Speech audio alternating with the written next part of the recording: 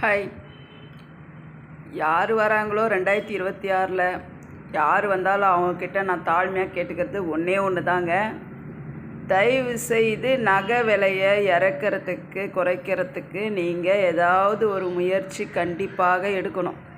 என்னமாரி பெண் குழந்தை வச்சுருக்கிறவங்களாம் என்ன பண்ணுவாங்க சொல்லுங்கள். நாங்கள் இன்னும் செட்டிலாகவே ஆகலை லைஃப்பில். அப்போ எல்லோரும் என்ன பண்ணுவோம், என்னமாரி ஒருத்தர் 2 பேர் லட்சக்கணக்கில் இருக்கிறாங்க. அவங்களாம் என்ன பண்ணுவாங்க, கொஞ்சம் பாருங்கள். முன்கூட்டியே சேர்த்து வச்சுக்கிறவங்களுக்கு கவலை கிடையாது. இனிமேட்டு தான் முன்னேறணும், இனிமேட்டு தான் சேர்க்கணும், இனிமேட்டு தான் குழந்தைங்கள கரை சேர்க்கணும் அப்படின்னு நினைக்கிறவங்க நிலைமையெல்லாம் கொஞ்சம் நினச்சி பாருங்கள்.